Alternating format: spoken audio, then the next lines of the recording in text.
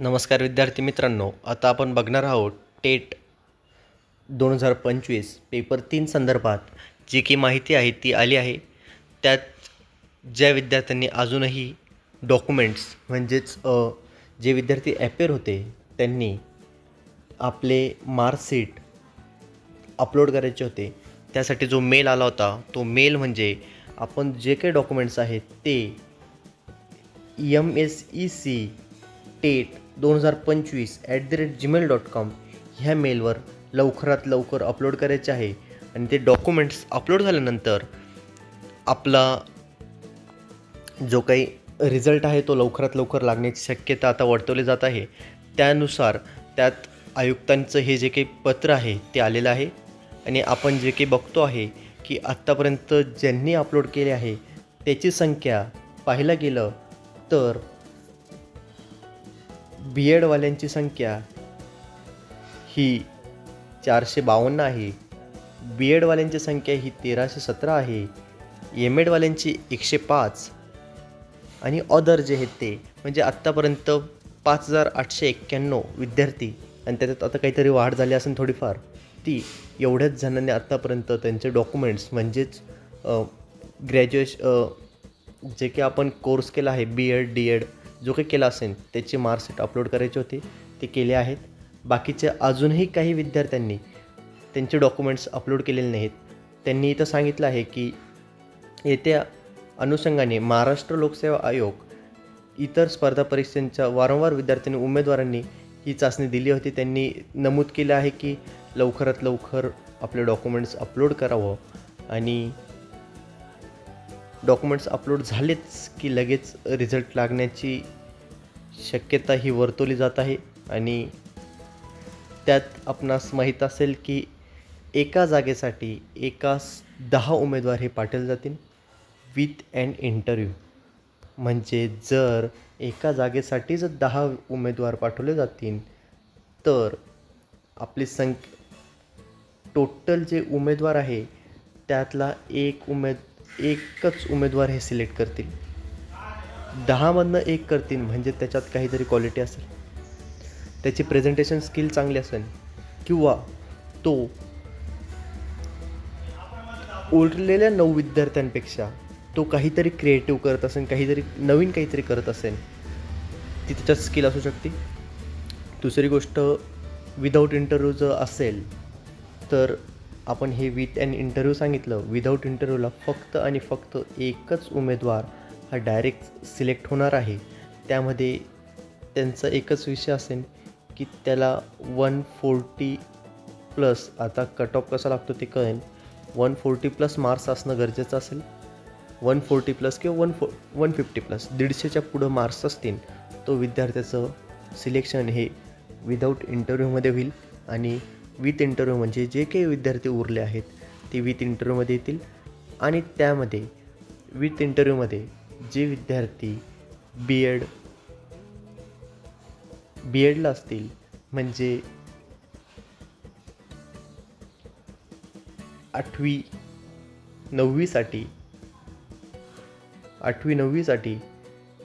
जे असतील त्यांना आपण CET हा पेपर क्वालिफाय असणं गरजेचं आहे. त्यामध्ये OBCचं जे काही मेरिट आहे OBC हे 82 पाडावं लागतात. आणि ओपन सर्वच कॅटेगरींचं मेरिट जे आहे ते 90+ आहे ओपनचं.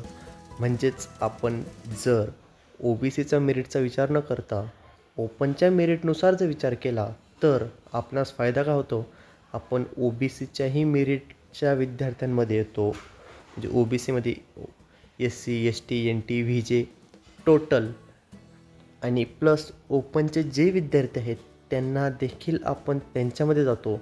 म्हणजेच जर आपल्याला मार्क्स पडताना हे ओपनच्या विद्यार्थी इतके मार्क्स पडले तर आपण कुठंतरी चांगल्या याच्यावर राहतो.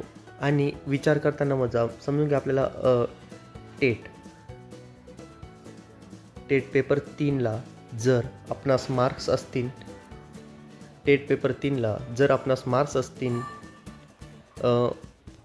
आपण समजून घेऊ आपणास टेट पेपर 3ला जे मार्क्स पडले आहेत त्याची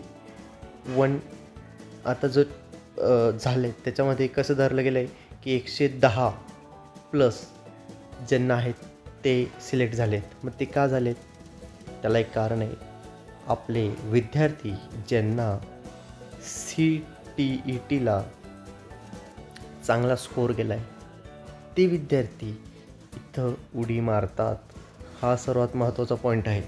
म्हणजे जरी आपल्याला टेटला मार्क्स हे कमी असतील पण CTETला जर मार्क्स आपण ओपनच्याच मेरिटप्रमाणे गेलं 90+ असतील तर आपण CTET देखील चांगलं असतं आणि आपण टेटमध्ये देखील उडी मारतो. हा सर्वात महत्त्वाचा विषय आहे. म्हणजे मार्क्स पाडताना हे आपण कधीही कॅटेगरीच्या मेरिट वाईज नाही जायचं, तर मार्क्स पाडताना आपण कधी ओपनचं मेरिट काय आहे आणि ते फिक्स आहे त्या पद्धतीने मार्क्स पाडायचे. आपण टेटला देखील बाकीच्या विद्यार्थ्यांपेक्षा आपण धरलं जातो. आणि तुम्ही म्हणणार की मग आम्ही जर CTET पासच नाही मग काय करायचं? CTET पास नाही ना, तर मग आपण 9, 10th, 11, 12साठी अपिअर होऊ शकतो. 9, 10th, 11, 12साठी जर आपण अपिअर होणार असू तर त्यासाठी विद्यार्थ्यांची संख्या किती असेल? 9, 10th समजून घ्या, 9, 10th, 11 आणि 12 यासाठी आपण जाऊ. यासाठी जे विद्यार्थी CTET क्वालिफाय नाहीत ते सर्व विद्यार्थी यामध्ये येतील. ते ज्यावेळेस इथं येतील तर याचं प्रमाण हे वाढलेलं राहील. म्हणजे जागा कमी आणि विद्यार्थी संख्या ही जास्त होताना दिसेल. विद्यार्थी हा CTETचा पेपर क्वालिफाय असेल तर तो 7th, 8, 9, 10, 11 आणि 12 सर्व्हिससाठी अप्लायड होतो. म्हणजेच CTETचा पेपर क्वालिफाय झाल्यानंतर आपले चान्सेस जे आहेत ते वाढण्याची शक्यता जास्त असते. 7, 8चे हे जे 2 क्लास आहेत ही आपल्याला एक्स्ट्रा मिळतात. म्हणजे आणि यामध्ये काय होतं की सर्वात महत्त्वाची गोष्ट म्हणजे विद्यार्थी जे असतात ते CTET क्वालिफाय होण्याचं प्रमाण थोडंफार प्रमाणात का होईना कमी आहे. इथं कॉम्पिटिशन जास्त आहे. हे जे क्लास आहेत इथं कॉम्पिटिशन जास्त आहे. कारण की जे CTET क्वालिफाय नाही मग ते टेटच्या याच्यावर काय करतात, 9, 10th करू किंवा 11, 12th करू. पण जर तुम्ही CTET क्वालिफाय असणार तर तुम्हाला फायदा काय? 7th, 8 हा जो एक्स्ट्रा क्लास आहे हा तुम्हाला भेटतो.